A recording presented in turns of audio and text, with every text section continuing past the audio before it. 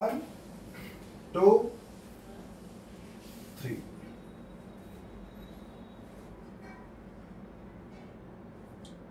वंदे मातरम. माझं नाव जितेंद्र भावे आहे आणि आपण बघायला सुरुवात केलेली जितेंद्र भावेज लाईव्ह. खरं तर हा कार्यक्रम म्हणजे 7चा चहा प्रस्तावित होता सकाळचा, पण सरांना आपण बघताय या अशा अवस्थेत येते आणि त्याच्यामुळे आपण हा 7चा चहा संध्याकाळला ठेवला आहे आणि त्यातही आम्ही 30 मिनिटं जवळपास लेट झालेलो आहोत. त्याबद्दल मी सगळ्यांची माफी मागतो आणि माझ्या मुख्य विषयाला सुरुवात करतो. आज 1 मे महाराष्ट्र दिन आणि जागतिक कामगार दिनही आहे. या निमित्तानं सगळ्या जगभरातल्या कामगारांना मी अनंत कोटी शुभेच्छा देतो. महाराष्ट्र दिनानिमित्त महाराष्ट्रवासियांना शुभेच्छा देतो. आणि मागच्या वर्षी याच दिवशी महाराष्ट्राच्या सगळ्या एकंदरीत परिस्थितीवर भाष्य करणारे चर्चासत्र आपण घेतलं होतं आणि बरोबर 1 वर्षानंतर त्या परिस्थितीत काय सुधारणा झाली, काय बिघाड झाला यावरही भाष्य करण्यासाठी यावेळेला आपण 1 मेला आज रोजी चर्चेसाठी बसलेलो आहोत. महाराष्ट्राची आजची सद्यस्थिती काय आहे, मग ती राजकीय असो, सामाजिक असो, आर्थिक असो, तसंच आरोग्यविषयक असो, या सगळ्या परिस्थितीला स्पर्श करणार आहेत सामाजिक कार्यकर्ते, राज्यशास्त्र अभ्यासक, आमचे सन्मित्र सुधीर रावळे सर. रावळे सर नमस्कार. नमस्कार. पहिलाच प्रश्न आहे माझा की 1 वर्षाच्या या आपल्या प्रवासामध्ये काय बदल झालाय विशेषत्वाने. पण आपण पहिल्यांदा राजकीय विषयावर जर बोललो तर फार चांगलं होईल, कारण आता लोकसभेच्या निवडणुका लागलेल्या, त्याची रणधुमाळी सुरू आहे, तर त्याच्यातून सुरुवात करूया आपण. राजकीय विषयावर जर बोलायचं ठरलं तर सध्याचं राजकारण याच्यावर पहिल्यांदा आपल्याला बोलावं लागेल. की ते किती गुंतागुंतीचं, किती तोडाफोडीचं आणि किती अश्लील आणि कुठल्या पातळीला गेलेलं आहे. बरोबर आहे ना? बरोबर. हेच सगळं म्हणजे आज जर तुम्ही वर्तमानपत्र वाचली, 2-4 चांगली वर्तमानपत्र जर सोडली तर नेत्यांचे बोल जसेच्या तसे छापून येत आहेत आणि कोण काय बोलतंय. कालच कोणीतरी भटकती आत्मा म्हटलं, मग कोणीतरी म्हटलं माझा आत्मा शेतकऱ्यांसाठी तळमळतोय वगैरे वगैरे. इतकी पातळी देशातल्या ज्येष्ठ नेत्यांकडनं इतक्या खालच्या स्तरावर जाते. म्हणून राजकारणाची जर तुम्ही दिशा विचाराल तर दिशेपेक्षा दशा जास्त झालेली आहे असं मला वाटतंय. आणि दशा एखाद्या गोष्टीची केव्हा होते माहिती का, तर ज्या वेळेस तुमच्याकडे कुठलाही असा फिक्स म्हणजे जनतेने तुम्हाला मुबलक असा वेळ देऊनही, तुमच्या राजकीय कारकिर्दीसाठी म्हणा किंवा कुठल्याही कारकिर्दीसाठी मुबलक असा वेळ देऊनही, मुबलक सारा तुम्हाला बहुमत देऊनही जर तुम्ही अपयशी ठरत असाल तर मग त्या नैराश्यामधून तुमच्या सभांमधल्या भाषणांमध्ये अशी शब्द रचना किंवा अशी वाक्य तुम्हाला ऐकायला भेटतात आणि ते अगदी हीन आणि वैयक्तिक पातळीवर जाऊन होतात. तर त्यामुळे मला असं वाटतंय की राजकारणाची नक्की दिशा कुठे चालली आहे म्हणण्यापेक्षा त्याची दशाच झालेली आहे. तर सध्याचं राजकारण अतिशय गलिच्छ वातावरणात म्हणजे चालू आहे हे मी तुम्हाला सांगेल. आणि जर लोकसभा निवडणुका आहे तर लोकसभा निवडणुका निमित्ताने विविध पक्ष या लोकसभेच्या निवडणुकांमध्ये भाग घेत आहेत. प्रत्येक जण आपापला जाहीरनामा, वचननामा, आता वचन या शब्दाला मी म्हणजे काय म्हणावं बाबा, मला त्याचा अर्थ आता व्यवस्थित समजून घ्यावा लागेल. जाहीरनामा ह्यामध्ये खूप साऱ्या घोषणा करतायत, परंतु मला असं म्हणायचंय की कुठलंही म्हणजे कुठलंही सरकार आलं कुठल्याही पक्षाचं तर त्यांनी जाहीरनाम्यात ज्या काही धोरणं किंवा पॉलिसीज दिलेल्या असतात त्याच्यासाठी धोरणात्मक निर्णय घ्यावे लागतात आणि ते धोरणात्मक निर्णय लोकांपर्यंत म्हणजे ते कसे कॉस्मेटिक नसतील दिसायला फक्त, तर त्याची अंमलबजावणी कशी होते, खरोखर ते शेवटच्या व्यक्तीपर्यंत त्याला त्या योजनेचा लाभ भेटतोय की नाही, ह्याला आपण सर्वकष धोरण म्हणू शकतो. म्हणजे मग ते सिंचनाचा असेल किंवा विजेचा असेल किंवा शिक्षणाचा असेल किंवा आरोग्याचा असेल किंवा सामाजिक असेल. सामाजिक तर आता तुम्ही बघितलंय किती मोठी दरी वाढत चाललेली आणि प्रत्येक समाज एकमेकाकडे आता म्हणजे ते सेक्युलरिझम तर बाजूलाच पडलेलं आहे, परंतु प्रत्येक समाज एकमेकाकडे अतिशय शत्रूच्या भावनेने पाहतोय. हे सगळ्यात मोठं या समाज व्यवस्थेचं आणि भारतीय लोकशाहीचं अपयश आहे. हे दुर्दैवाने ह्या महाराष्ट्र दिनाने मला सांगावं लागेल. महाराष्ट्रात हे जास्त घडतंय. महाराष्ट्रात हे जास्त घडतंय कारण त्याला प्रत्येक नेत्यांचीच वक्तव्य जबाबदार आहे. बरोबर. मध्यंतरी काय म्हणजे हनुमान चालिसावरून पण खूप वाद झाला. त्याच्यातून कोणाला जेलमध्ये टाकलं गेलं, कोणी त्याचं हे घेण्यासाठी, श्रेय घेण्यासाठी किंवा आपण काय म्हणतो ना त्याचं अवडंबर माजवण्यासाठी कोणी म्हणजे संसद भवनात हनुमान चालिसा म्हटली, तर कोणी कोणा नेत्याच्या घरासमोर हनुमान चालिसा म्हटली. मुळामध्ये सामान्य जनतेचा हा प्रश्नच नाहीये ना, नेत्यांना हनुमान चालिसा येते की नाही, किंवा कुठल्या नेत्याने कुठे हनुमान चालिसा म्हणावी, किंवा बुवा तुम्ही एखाद्या समाजाने हे केलं तर तुम्ही हे करा, असली ही काही प्रश्न नाहीये समाजाचे. आणि हे राजकारण्यांनी अगदी हजारो करोडोच्या म्हणजे जे पैसे देऊन सभा भरवतात अशा गर्दीच्या समोर असं बोलणं हे अत्यंत दुर्दैवी आहे असं मला वाटतंय. आणि नेत्यांनाच आता जनतेपेक्षा नेत्यांनीच पहिल्यांदा स्वतःची शिकवणी करून घेण्याची गरज आहे की नक्की जनतेचे प्रश्न काय आहेत आणि आपण जनतेला किंवा देशाला किंवा समाजाला कुठल्या दिशेने घेऊन चाललो आहोत याची उजळणी जर त्यांनी केली तर त्यांना आठवेल की नक्की आपण एका टोकाला आहोत आणि समाजाचे प्रश्न एक पूर्णतः विरुद्ध टोकाला आहे. महाराष्ट्राच्या बाबतीत बोलायचं झालं तर महाराष्ट्राची तर तुम्ही दशा बघितलेलीच आहे की कसं एक सरकार पाडून दुसरं सरकार आणण्यात आलं. आता त्याला कोणी उठाव म्हणेल, कोणी काही म्हणेल, त्याला गोंडस अशी नावं दिली जातील. परंतु ठीक आहे ना, तुम्ही जर उठाव म्हणत असाल आणि ज्या सोबत्यांच्या विरोधात तुम्हाला म्हणजे तुम्ही बाजूला पडलात ते सोबत्या तुमच्या बरोबर आहे, मग तो खरोखर उठाव होता का, ही गोष्ट आहे. त्यानंतर महाराष्ट्रात सगळ्यात मोठं आता आपण बघितलं की मराठा आंदोलन होऊन गेलं. त्या बाबतीत देखील कसं प्रत्येकाने श्रेय लाटण्याचं किंवा अगदी समाजाचा अंत पाहण्याचं म्हणजे राजकारण्यांनी अगदी समाजाचा अंत बघितला. बरोबर. त्यामध्ये पण पुन्हा कसं दोन समाजामध्ये किंवा दोन जातींमध्ये दुही माजेल अशा प्रकारची वक्तव्य, भाषणं, सभा घेतल्या गेल्या. आणि मग मी म्हणजे समाज माध्यमांवर देखील लोकांना भटकवण्यात आलं आणि लोक देखील भटकतायत. हे खूप दुर्दैव वाटतंय मला. जर तुम्ही तसं बघितलं तर आरक्षण हा विषय आणि पर्टिक्युलरली तसा आरक्षण हा मूळ विषय कोल्हापूर संस्थानात 1902 साली शाहू महाराजांनी मांडला होता आणि त्यावेळी वेळेस त्यांनी मराठा समाजाला आरक्षण द्यावं असं म्हटलेलं होतं. परंतु ठीक आहे, त्यावेळेसची परिस्थिती असेल तर ते घेतल्या नाही गेलं. आणि मग नंतर मूळ जे आता देवेंद्रजी फडणवीस आहेत जे उपमुख्यमंत्री होता, तर ते विरोधी पक्ष नेते असताना सतत त्यांनी अशी मांडणी केली की बा मराठा आरक्षण आम्ही दिलं होतं परंतु ते ह्या आघाडी सरकारने घालवलं. म्हणजे मला कुठल्याही सरकारबद्दल प्रेम आहे असं मी नाही म्हणत आहे, परंतु जनतेला कसं वेड्यात काढलं जातं आणि कसा एखाद्या प्रश्नाचा राजकीय वापर करून मतपत्रात पाडून घेऊन आणि सत्ता उपभोगल्या जाते सत्ताधाऱ्यांकडनं, हा फरक मला तुम्हाला समजायचा आहे याच्यामध्ये. आता तसं जर बघितलं तर पूर्वी जून 2000 मध्ये मी ज्या काही कालावधी सांगतो ते तुम्ही पर्टिक्युलरली अभ्यासा. म्हणजे मी कुठलाही वाचनांती बोलते की जून 2014 मध्ये पृथ्वीराजजी चव्हाण मुख्यमंत्री होते काँग्रेसचे आणि अजितदादा उपमुख्यमंत्री होते. तर त्यावेळेस मराठा समाजाला आरक्षणाची गरज आहे म्हणून त्यांनी ज्यावेळेस आपलं आरक्षणाची पद्धत अशी आहे की एक मागासवर्गीय आयोग नेमलेला आहे राज्याने आणि त्याचं कार्यालय पुण्यामध्ये आहे.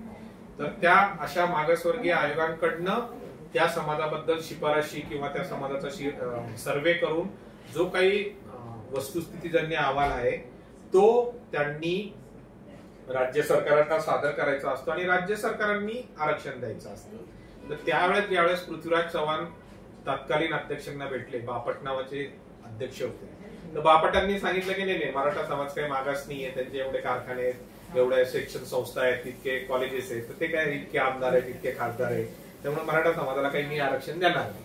मग पृथ्वीराज चव्हाणांनी त्यांना ऍड्रेस करून दिलं की मागासवर्गीय आयोग हा सर्वे करण्यासाठी आरक्षण देण्यासाठी नाहीये, आरक्षण सरकार देत असतं जे घटनात्मक पद्धतीने असतं. मग शेवटी काय केलं की ते म्हणे आम्ही सर्वे पण करणार नाही. मग यांनी एक मंत्रिमंडळ उपसमिती नेमली, हाय पॉवर कमिटी नेमली. नारायण राणे साहेब त्याचे अध्यक्ष होते माझ्या माहितीप्रमाणे, आणि त्यांनी मग तो सर्वे करून त्यावेळेस मराठा समाजाला जून 2014 मध्ये 16% आरक्षण दिलं.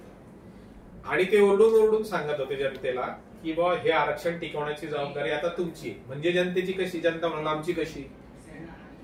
जर तुम्ही ते टिकवणार शासन किंवा तुम्ही ते टिकवणारं सरकार जर तिथं दिलं, प्रतिनिधी निवडले तर ते टिकणार आहे.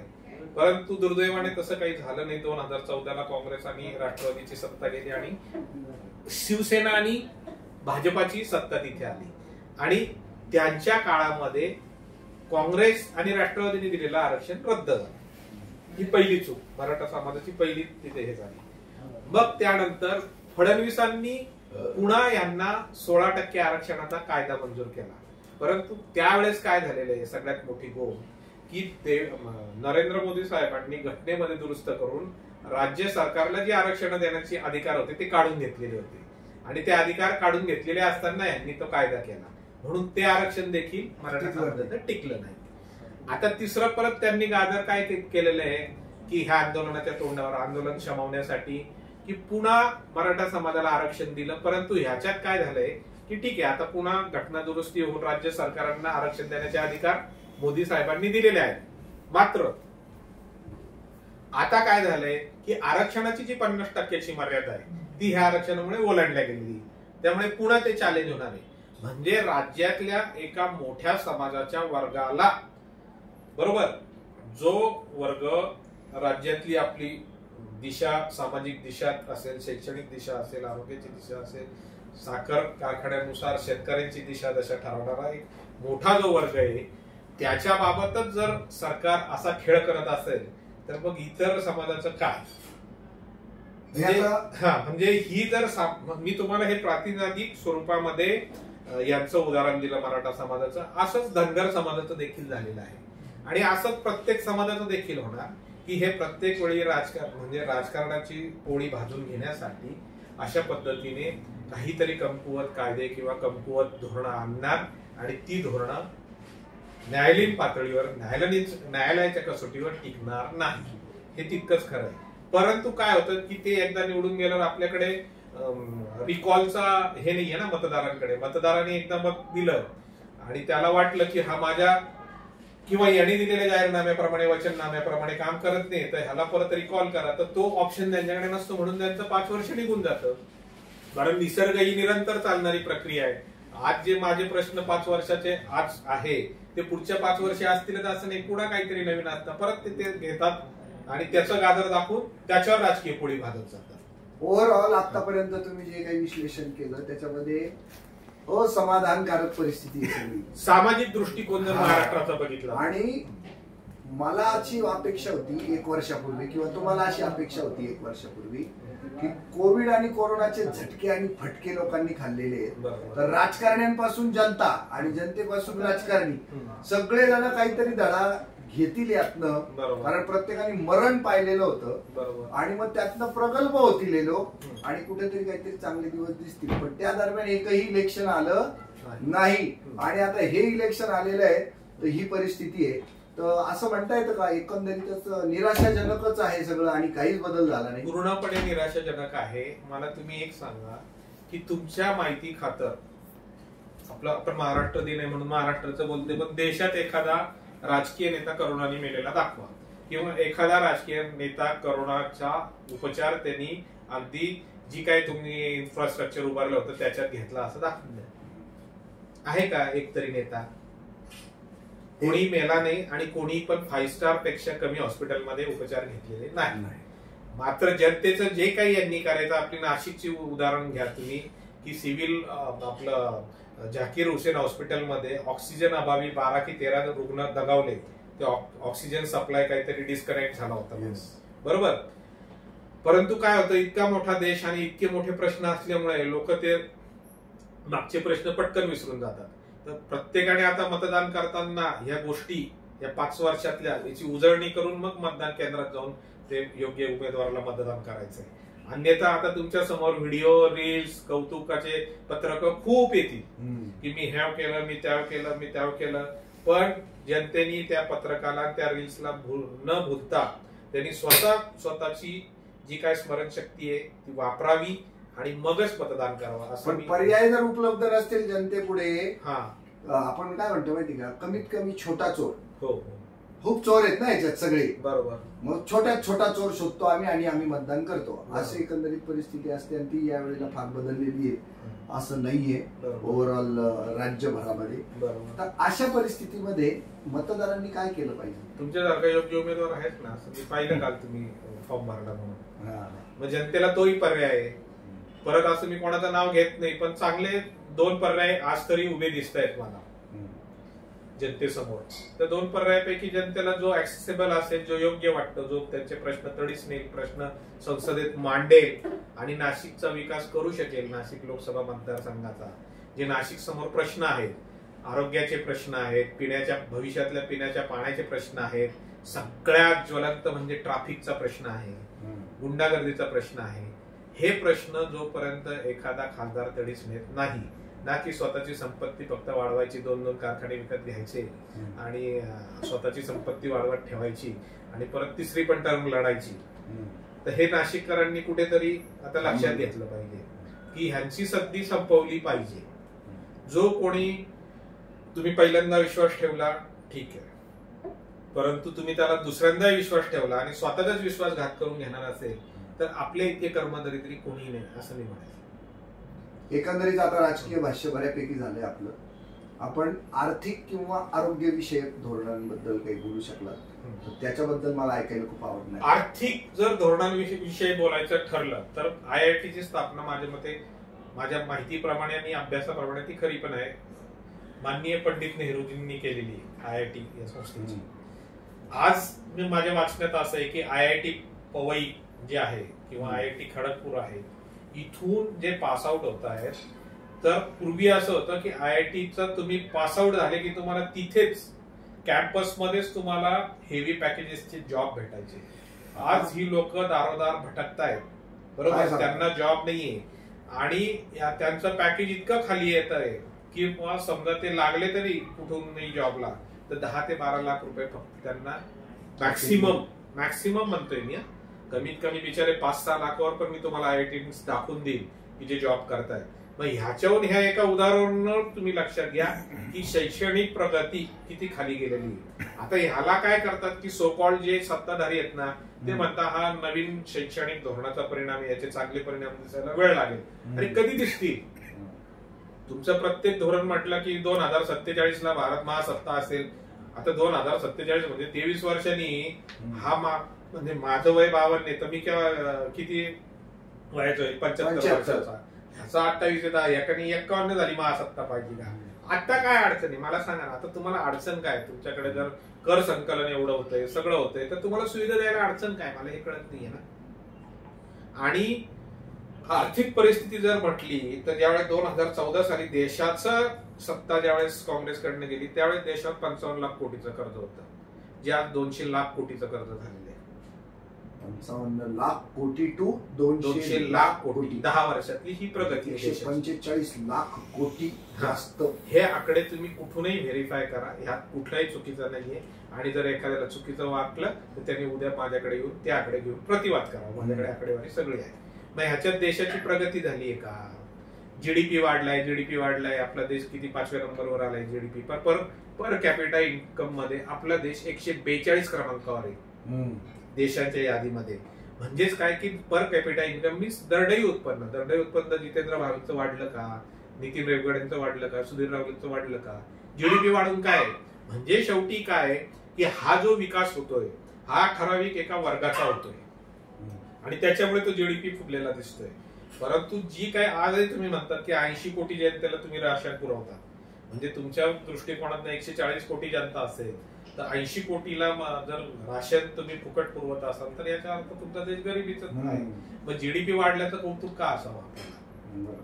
आणि दुसरी गोष्ट, आपण रोजगारीबद्दल बोलत होतो. जर IITची जर ही अवस्था आहे आणि जर इंडस्ट्रीज येत नसतील, तुम्ही मला सांगा की 11 सारखी MIDC स्थापन होऊन गेली आता 15-1 वर्ष झाली, तिथे एखादा मोठा प्रकल्प अजून आला का हो? आहे तेच प्रकल्प बंद होत आहेत. आणि बीजेपी नितीन गडकरी साहेबांनी, जे बीजेपीतले खूप मोठे आणि महत्वाचे मंत्री, की त्यांनी ज्यावेळेस नाशिकला आले त्यावेळेस त्यांनी सांगितलं की आडगाव येथे आम्ही IIT पार्क करणार आहोत. आणि मी 3 महिन्यापूर्वीच वाचलं की काहीतरी राजूर बावल्याजवळची जागा आयटी पार्क साठी संपादित करतायत. उदय सामंत हे उद्योग मंत्री आहेत, नितीन गडकरी हे भाजपाचे मंत्री आहेत आणि ते शिवसेनेचे मंत्री. मग नक्की आयटी पार्क नाशिककरांना मिळणार आहे का, की फक्त कोणाला तरी त्याच्या जमिनींचे पैसे वाढावे म्हणून मग तुम्ही राजूर बावल्याचं कॉम्पेन्सेशन वाटताय आणि आयटी पार्क हो नाही तर नाही हो, जाऊ द्या तिकडे, आम्हाला काही घेणं नाही.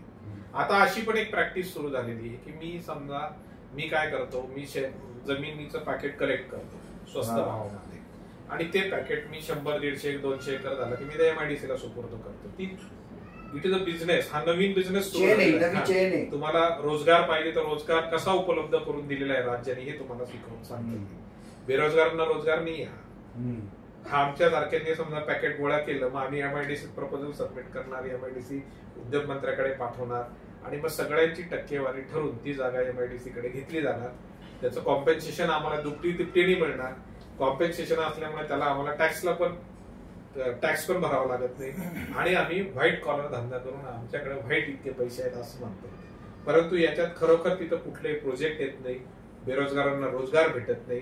मात्र हा धंदा अगदी जोरात चालू आहे. ही राज्याची झालेली औद्योगिक दशा आहे, ही दिशा नाही, ही दशा आहे.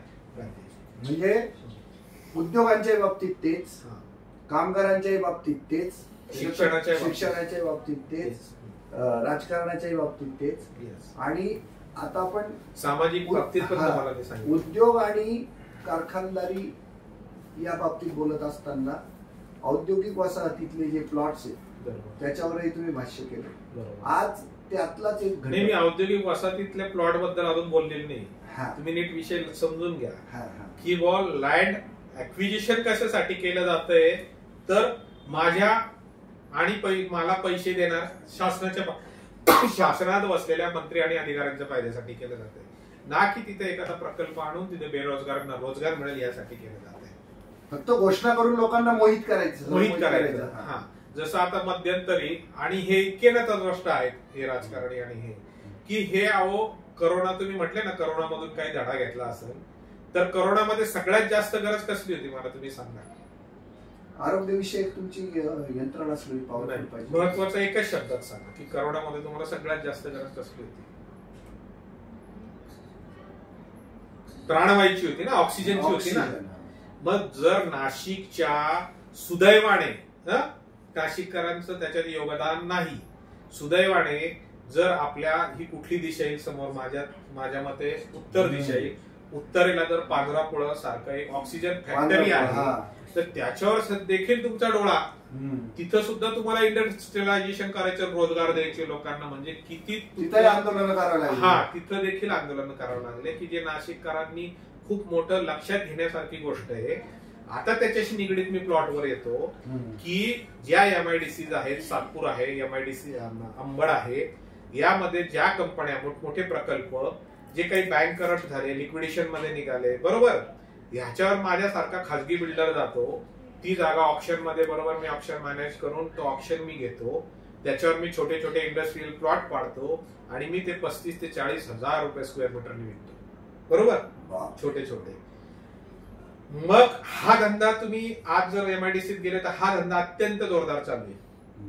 आणि तुम्ही MIDCचा एखादा लेआउट पडला तर तिथे तुम्ही प्लॉट मागायला जा, तुम्हाला एखादा छोटा उद्योग थाटायचा आहे, तुम्हाला कसं किकआउट करतील हे बघा, बरोबर.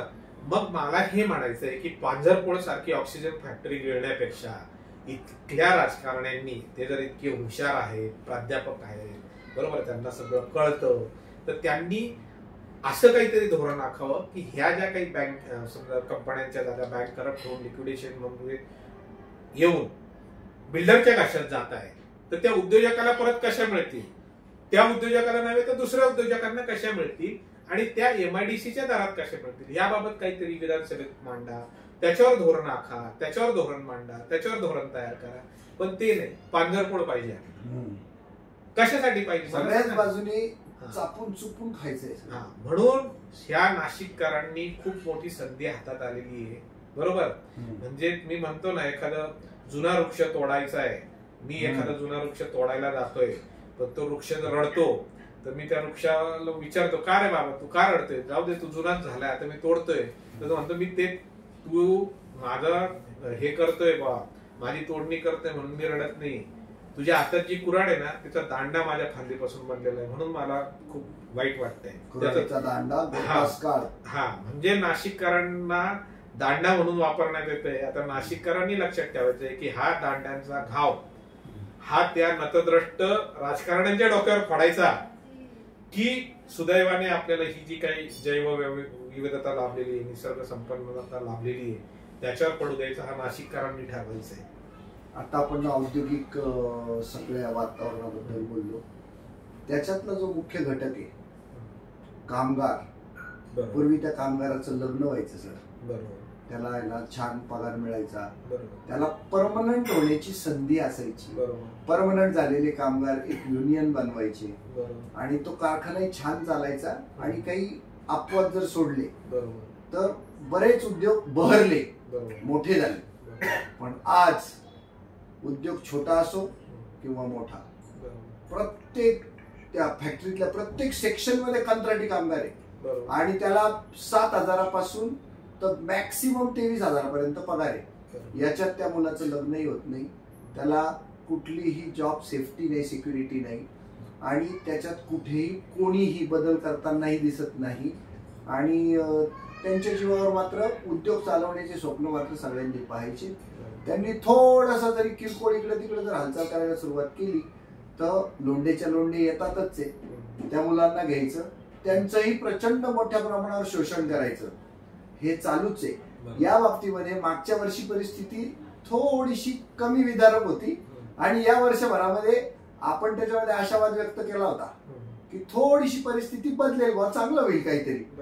पण तसं काही झालेलं नाहीये. ती परिस्थिती अजूनच आणखीनच विदारक झालेली आहे. त्यावर काय भाष्य कराल? नाही, ह्याचं कारण जर तुम्हाला सांगायचं तर आपलं म्हणजे तुम्ही 10 मिनिटापूर्वीचं संभाषण आठवलं तर तुम्हाला त्याचं उत्तर मिळेल की जीडीपी आणि पर कॅपिटा इन्कम. म्हणजे काय की जीडीपी आणि दरडोई उत्पन्न. जीडीपी वाढून फक्त उपयोग नसतो, जीडीपी सोबत दरडोई उत्पन्न देखील वाढलं पाहिजे. म्हणजे तुम्ही हे जे 7 ते 23,000 काम करतात, जे म्हणतात ना, याचाच अर्थ त्याचं दरडोई उत्पन्न कमी झालेलं आहे. दरडोई उत्पन्न कमी होण्याच्या मागची कारण काय की तुमच्या राज्य सरकारची किंवा तुमच्या शासनाची धोरणं त्याला कारणीभूत आहे. मग त्या धोरणांमध्ये कसे मध्ये मध्ये फाटे मारले जातात हे पण आपण आता उद्धृत केलं ह्या चर्चेमध्ये. जर तुमचं धोरण पोषक असेल तर तो बिचारा कामगार पण जगेल, सामान्य माणूस पण जगेल. आणि एक कामगार जर जगला ना, एक कुटुंब, तर त्याच्या अनुषंगून जी साखळी असते ना, मानवी साखळी, मग भाजीपालावाला असेल, तुमचा किराणावाला असेल, तुमचा दूधवाला असेल, हा देखील व्यवस्थित जगतो, त्याचा पण व्यवसाय चालतो. आपण नाशिकमध्ये जर बघितलं तर पूर्वी बघा, ज्यावेळेस सातपूरला एमआयडीसी आली, अंबडला एमआयडीसी आली, ओझरला मिग कारखाना आला, तर कामगारांच्या वसाहती स्थापन झालेल्या आहेत. वसाहती आज जर तुम्ही बघितलं तर बकाल झालेल्या आहेत त्या वसाहती. कामगारांना राहायला घर नाही. राहायला घर काय, त्याला परवडतच नाही. काही कामगार तर अक्षरशः झोपडपट्टीत राहतात. काही कामगार बिचारे म्हणजे शेतीचे तर दुरावस्था, आपण शेती या विषयाला अजून स्पर्शच केला नाही, पण शेतीची दुरावस्था झाली म्हणून कित्येक लांबून येणारे कामगार पण आज मी बघितलेले. आणि धरसोड वृत्तीमुळे शेतकरी देखील, आणि शेती हा व्यवसाय तर इतका आदवाट्याचा झालेला आहे की मला सांगा, कुठलाही धंदा, आता तुम्ही पण भावे प्लास्टरमध्ये धंदा करत होते, तर तुम्ही 20 रुपयाचा माल घेऊन किंवा 20 रुपयाचा माल घेऊन तो किमान नफा ठेवून 22 रुपये 25 रुपयाला विकत असाल की 15 रुपयाला विकत होता? नाही, 22, 25, 27, 30 पर्यंत विकलाय. हा, म्हणजे धंद्यामध्ये काय की नफा मिळाला तरच तुमचा धंदा चालेल आणि तुम्ही जगाल ना. शेतीचं असं आहे की आज समजा 20 रुपये किलो कांदा पिकवायला तुम्हाला खर्च येतोय आणि तुमचा कांदा विकला जातोय 10-12 रुपये किलो. कोण लावी तो कांदा? हा, नाही, कोण लावी नाही, 8 रुपये तो आतमध्ये. आणि काय होतं, दरवेळेस शेतकरी आशेवर असतो बिचारा की ह्या वर्षी माझ्या कांद्याला चांगला भाव मिळेल. मग तो पाहतो की मी किती कांदा लावलाय, 5 एकर लावलाय, तर मग 5 एकरात समजा माझं सरासरी 150 क्विंटल, 1.25 क्विंटल उत्पन्न जर निघालं, तर माझं सरासरी 5 एकरामध्ये 150 धरलं तर 650 क्विंटल मला उत्पादन होईल. 750 क्विंटल मध्ये चांगल्या दर्जाचा कांदा माझा 500 क्विंटल होईल. आणि तो जर मग कमीत कमी 2,000 रुपयांनी विकला गेला तर 10 लाख रुपये मला मिळतील त्याच्यातनं. मग मी त्या 10 लाखातनं लग्न करेल, मुलाच्या शिक्षणाची फी भरेल, असलेलं सोसायटीचं कर्ज भरेल. हे सगळं तो गरीब बिचारा मांडत असतो. आणि नेमकी आपली धरसोड वृत्ती असल्यामुळे केव्हा एका रात्रीतनं नोटबंदी होती तशी निर्यात बंदी होते ते देखील कळलं. आणि मग परत त्याचा तो कागद सगळा त्याच्यावरची शाई जसं पाणी पडल्यावरती पुसून जाते तशी बिचाराचे डोळ्यातले अश्रू त्या कागदावर पडले की ते सगळं पुसून जातात. आणि अशामुळेच तो निराश होत जातो आणि निराश झाला की एक दिवस त्याची क्षमता संपते आणि मग तो पुढे काय करतो हे सांगण्याची गरज नाही. एकंदरीतच सगळी परिस्थिती. आणि हे करत असताना धोरणांमध्ये आपल्याला सातत्य हवं, ह्याच्याकडे दुर्लक्ष करून शासन काय करतंय की बा सायकोलॉजिस्ट नेमतंय त्यांचं प्रबोधन करण्यासाठी. अरे काय गरज आहे सायकोलॉजिस्टची? त्याची सायकोलॉजी ना सायकोलॉजिस्ट पेक्षा कणखर असते म्हणून तो इथपर्यंत लढत असतो. तुम्हाला सायकोलॉजिस्टची गरज आहे का तुम्ही धोरणं कशी आखावी आणि तुम्ही धोरणात सातत्य कसं ठेवावं. म्हणजे शेतीचा देखील बघा, मध्ये काही नाही डायरेक्ट इथेनॉल आपलं साखर निर्यात बंदी, तांदूळ निर्यात बंदी, कांदा निर्यात बंदी, इथेनॉल निर्मिती बंदी. बरोबर. जेव्हा त्यांना कळायला लागलं की आता मुबलक प्रमाणात साखर आहे, ऊस उत्पादन झालेले आणि इथेनॉल हा ज्वलनशील पदार्थ असतो, हा जास्त दिवस गोडाऊन्स मध्ये ठेवू शकत नाही, जर तो ठेवला तर दुर्घटना घडतील, म्हणून आता इथेनॉल निर्मितीला परवानगी दिली. मग जर हे इतके महामहिम आहेत, बरोबर, 10 वर्षात इतका मोठा बदल केलेला आहे, तर मग यांना इतके शुल्लक याच्यावर अभ्यास करून धोरण आखता येत नाही का? हे सगळं दुर्दैव आहे. आणि मला म्हणायचंय की मी कुठला एक पक्ष अधोरेखित करून टीका करत नाहीये. आज ज्यांनी सत्ता उपभोगली आहे ना, मग तुम्ही आमची दशा केली, दुर्दशा केली की आम्हाला दिशा दिली, याच्यावर मी भाष्य करतोय. तर तुम्ही आमची दशा केली 10 वर्षात. मग तुम्ही म्हणाल यांनी केलेले विकास दिसत नाही का? तर मग मला विकास तरी दाखवा. मग फक्त रस्ते बांधणे हा जर विकास असेल तर मग मी त्याला विकास नाही म्हणणार. बरोबर. हे म्हणतात की आम्ही पर डे 38 किलोमीटर रस्ता बांधतो. आता पर डे 38 किलोमीटर हे मोजतात कसे? 6 लेन रोड असेल तर त्याचे 6 पदर मोजले झाले 2.5. म्हणजे जनतेने हे सगळं लक्षात घेतलं पाहिजे. आणि मूळ आता राम मंदिरावर जो प्रश्न, ज्याच्यावर खूप धार्मिक पोलरायझेशन आणि ध्रुवीकरण होतंय ना, राम मंदिर आम्ही राम मंदिर केलं. तर राम मंदिराचा विषय हा मूळतः 2 ट्रस्ट मधला चालू होता. एक मुस्लिम धर्मियांचे ट्रस्ट होते आणि एक हिंदू धर्मियांचे ट्रस्ट होते, आणि त्याच्यातून त्यांचा वाद चालू होता. आणि नेहमी काँग्रेसला टार्गेट केलं जातं राम मंदिरावर, हे राम मंदिराच्या उद्घाटनाला आले नाही, अमुक नाही तमुक नाही, असं केलं तसं केलं. तर तुम्हाला माहितीसाठी सांगतो की सर्वात पहिल्यांदा ते काँग्रेसला श्रेय घेता येत नाही, हे त्यांचं दुर्दैव आहे. त्यांचं नेतृत्व कमकुवत असेल काय असेल हा त्यांचा भाग आहे. तर सर्वात पहिल्यांदा राजीव गांधी पंतप्रधान असताना त्यांनी राम मंदिराचा टाळा उघडलेला आहे, हे तुम्हाला सांगतो. ते ताळे बंद होतं, तुम्ही पण लक्षात घ्या. म्हणजे त्याला कुलूप होतं, ते कुलूप. आणि मग ह्या न्यासांमधल्या न्यायालयीन लढाईमध्ये राम मंदिर न्यास हा जिंकला. आणि राम मंदिर न्यास हे मंदिराची उभारणी करते, ना की भाजपा मंदिराची उभारणी करते. म्हणून फक्त जाहिरात करून क्रेडिट घेऊन मतं मिळवण्याकडे ह्यांचा जो कल आहे हा जनतेने नीट समजून घ्यावा. जनतेने, मी असं म्हणत नाही की त्याला विरोधच करावा, पण नक्की मी जर म्हणतोय हे काम मी केलं तर मी केलंय की नाही इतकं तर तुम्ही पडताळा ना. आणि मग त्याचं श्रेय मला द्यायचं की नाही ते द्या. नाही, मी जर फुकटचं श्रेय घेत असेल तर मला शिव्या घाला. बरोबर. कारण काय की एकदा मी श्रेय घेऊन 5 वर्ष तुमच्या मुंडीवर बसलो तर मी तुम्हाला दाबतच राहणार, तुम्ही माझं काहीच करू शकत नाही. म्हणून मतदानाच्या पार्श्वभूमीवर हे सगळं खूप महत्वाचं आहे की मला दिशा कुठं दिसत नाहीये, पण दशा आणि दुर्दशा जाता जाता तुम्ही सगळं चिंतन मनन करता या संदर्भामध्ये. खूप सात्विक संताप पण व्यक्त केला, पण ह्याच्यातलं काय अॅमिकेबल सोल्युशन असायला पाहिजे आणि कोणी ते देतानाचा प्रयत्न करताना तरी ऍटलिस्ट दिसतंय का? हो, दिसतंय ना. असं नाही, आता देशात समजा अॅमिकेबल प्रयत्न केजरीवालांनी करायला सुरुवात केली होती, त्यांना जेलमध्ये टाकलं. बरोबर. असं प्रत्येक राज्यामध्ये कोणी ना कोणी ह्यांना विरोध करून, म्हणजे यांना मीन्स पार्श्वी बहुमताच्या जोरावर जी काही सरकार चालवली जात आहेत आणि जी काही मागच्यांची बदनामी करून आम्ही कसे चांगले आहेत हे ते बिंबवण्याचा प्रयत्न करतायत समाजावर. तर ह्याला कोणीतरी फाटा देऊन एक वेगळी स्ट्रॅटेजी घेऊन येतोय, राज्य तुमचं फायद्यात आणतोय, राज्याला आवश्यक असणारं मूलभूत शिक्षण, आरोग्य हे देतोय, तर त्याला तुम्ही डॉमिनेट करून तुमच्या हातात सगळ्या यंत्रणा असल्यामुळे कसं ते जेलमध्ये टाकतायत. हे केजरीवालांचं उदाहरण घ्या. नाशिक शहरामध्ये जर बघितलं तर तुम्ही स्वतःच एक विक्टीम आहात. तुम्हाला किती यंत्रणांनी त्रास दिलेला आहे, बरोबर आहे की नाही? बरोबर. तर हे असं होत राहणार. तुमच्यासारखे निसर्गात जन्म घेत राहणार, अडवणाऱ्या या अशा शक्ती त्या अडवत राहणार. परंतु जनतेने अशा शक्ती वाढवू द्यायच्या की नाही हे शेवटी जनतेच्या हातात आहे. कारण हे काय, मत तर आपणच देतो ना, मत हे आपल्या बोटाने दाबलं जातं ना.